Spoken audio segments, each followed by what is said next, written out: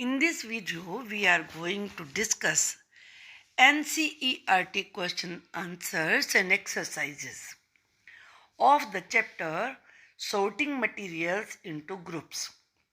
इससे पहले मैं इम्पोर्टेंट नोट्स को लेकर एक वीडियो इस लेसन के ऊपर पहले बना चुकी हूँ. अगर आपने वो वीडियो नहीं देखी है तो उसको देख लीजिए. क्वेश्चन आंसर बहुत अच्छे तरीके से आप कर पाएंगे. एक ही बार में देखकर फिर कुछ और करने की आपको जरूरत ही नहीं पड़ेगी. तो चलिए शुरू करते हैं. Question number 1. Name 5 objects which can be made from would. Would say बनने वाले 5 ऑब्जेक्ट्स बताइए. इसमें table, chair, bed, doors, bullock cart और भी बहुत सारी चीज़ें हो सकती हैं जिनको आप इसमें बता सकते हैं. सोफ़ा है और विंडो है, तो ऐसे बहुत सारी चीज़ें आप बता सकते हैं. टॉय भी बनते हैं वुड के. Question number 2. Select those objects from the following which shine. जो शाइन करते हैं, मैंने पहली वीडियो में समझाया, शाइन करने वाले ऑब्जेक्ट्स को कौन से ऑब्जेक्ट्स कहते हैं? लस्ट्रस. तो वो आपको इसमें सिलेक्ट करने हैं. ग्लास बाउल, कांच का बना हुआ बाउल जो होता है, कटोरा जो होता है, वो नेचुरली शाइन करेगा. तो एक तो ये हो गया. इसमें प्लास्टिक टॉय नहीं करेगा, स्टील का स्पून करेगा, लेकिन कॉटन की शर्ट नहीं करेगी.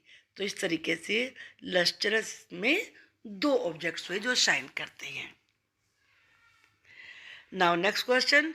इस एक्सरसाइज में कुछ ऑब्जेक्ट्स दिए हैं और फिर आगे मटेरियल दिए हैं. आपको करेक्ट ऑप्शन के साथ मैच करना है. तो चलिए ज़रा देखते हैं हम यहाँ पर.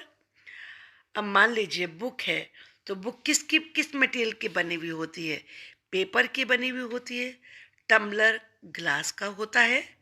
चेयर वुड की होती है. टॉय प्लास्टिक्स का होता है और शूज़ लेदर के होते हैं. I think it is not difficult. अब नेक्स्ट एक्सरसाइज में ट्रू और फॉल्स है. यहाँ कुछ स्टेटमेंट दिए हैं. स्टेटमेंट का मतलब है कुछ कथन, कुछ बातें बताई हैं, वो आपको बताना है वो ट्रू है यानी कि सच है, या फॉल्स है यानी कि झूठ या गलत है. तो चलिए देखते हैं ये exercise. Stone is transparent. Transparent क्या होता है? जिसके आर पार देखा जा सके. तो स्टोन तो ट्रांसपेरेंट नहीं होता, आप स्टोन में से आर पार नहीं देख सकते. वाइल ग्लास इज ऑपेक, और ऑपेक ट्रांसपेरेंट का उल्टा होता है, जिसमें से देख नहीं सकते. तो ग्लास में से वो कह रहे ग्लास ऑपेक है, तो ये फॉल्स है. जबकि बनना ये चाहिए कि स्टोन ऑपेक होता है और ग्लास ट्रांसपेरेंट होता है. देखो चिल्ड्रन, जब भी आप ट्रू फॉल्स करते हो तो जो फॉल्स होता है उसका सही आंसर आपको पता होना चाहिए. इससे हमारे दिमाग में फैक्ट्स ज़्यादा सही तरीके से बैठ जाते हैं. ना नेक्स्ट वन. अ नोटबुक है lustre while eraser does not.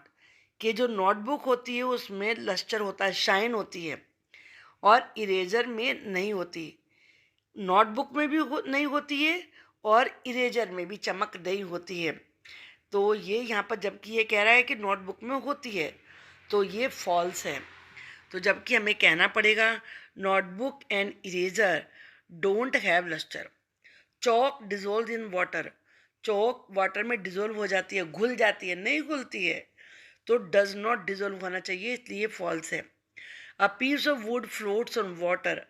जो वुड का पीस होता है, टुकड़ा होता है, वो वाटर पे फ्लोट करता है, क्योंकि वाटर की अपेक्षा जो वुड के पीस की डेंसिटी है वो कम होती है, इसलिए वो फ्लोट करता है, तैरता है. Sugar does not dissolve in water. ऐसा तो हो ही नहीं सकता. आप वाटर में शुगर ऐड करते हैं, शिकंजी पियो आपने, तो वो तो डिजोल्व कर जाती है ना. तो ये फॉल्स है. Oil mixes with water. Oil water में मिक्स हो जाता है, नहीं मिक्स होता, वो ऊपर फ्लोट ही करता रहता है, तो ये भी फॉल्स है. Sand settle down in water. Settle down का मतलब है नीचे बैठ जाना. तो सैंड नीचे बैठ जाता है वाटर में, क्योंकि जो सैंड की डेंसिटी होती है वो ज़्यादा होती है वाटर से। तो ये ट्रू है। Vinegar dissolve in water. Vinegar एक लिक्विड फॉर्म में होता है, सिरका बोलते हैं इसे हिंदी में। तो ये वाटर में डिजोल्व हो जाता है, घुल जाता है, उसमें गायब हो जाता है, डिसअपियर हो जाता है। हाँ, हो जाता है, तो इसलिए ये ट्रू है। Now question number 5। इस क्वेश्चन में आपको यहाँ राउंड शेप्ड और अदर शेप की ऑब्जेक्ट्स बताने हैं, फिर ईटेबल्स और नॉन ईटेबल्स बताने हैं। यहाँ इन्होंने कुछ ऑब्जेक्ट्स लिखे हुए हैं, उनमें से आपको बताना है। तो राउंड शेप्ड कौन सी होती हैं? जिनकी शेप राउंड होती है, सर्कुलर होती है। बास्केटबॉल की होती है, ऑरेंज की होती है, ग्लोब की भी होती है, एप्पल की भी, अर्दन पीचर यानी कि मिट्टी के घड़े की भी होती है।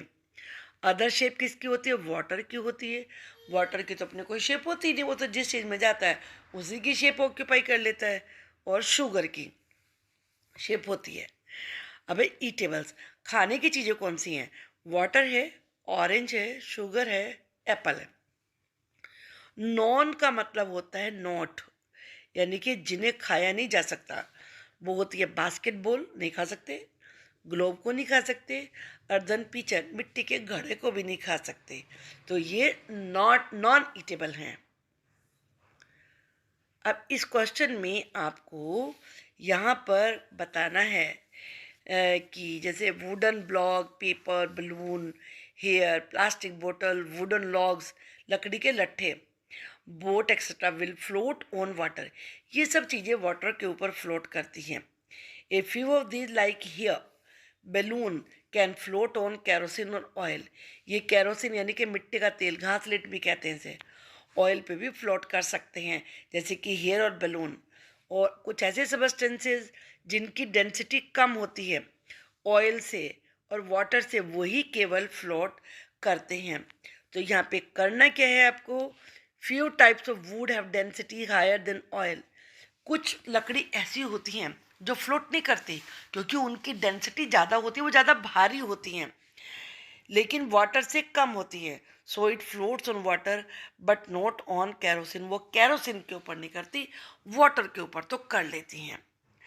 अब क्वेश्चन नंबर 7, इसमें हमें ओड निकालना है। ओड का मतलब आप जानते हो, जो इस ग्रुप से मैच नहीं करता है।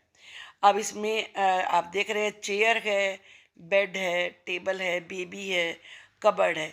बेबी को छोड़ के और सारे नॉन लिविंग हैं, तो इसमें बेबी ओड हुआ। रोज़, जैस्मिन, बोट, मेरीगोल्ड, लोटस। आप जानते हैं बोट को छोड़ के सारे फ्लावर्स हैं, तो इसमें बोट ये ओड हुआ। Aluminium, iron, copper, silver, sand. इस सैंड को छोड़कर ये सारे के सारे जो होते हैं मेटल्स होते हैं। सैंड मेटल नहीं होता, तो इसलिए ये ऑड है। Sugar, salt, sand, copper, sulphate, ये सारे क्रिस्टल फॉर्म में। क्रिस्टल का मतलब छोटे छोटे दानों के, जिनकी रेगुलर शेप होती है, फिक्स शेप होती है, उस शेप में होते हैं। जबकि सैंड ऐसा नहीं होता, सैंड में कोई पीस छोटा भी हो सकता है, कोई बड़ा भी हो सकता है, तो ये क्रिस्टल फॉर्म में नहीं है। क्रिस्टल का मतलब आप समझ गए हो ना, कि जिसमें सारे दानों की शेप बिल्कुल एक ही जैसी, ज़्यादातर क्यूब शेप होती है, ये स्क्वायर क्यूब शेप ही होती है ज़्यादातर, तो वो कहलाते हैं क्रिस्टल फॉर्म्स। अब आई थिंक कि ये क्वेश्चन आपको समझ में आ गए होंगे। It is very very easy. Thank you for watching the video.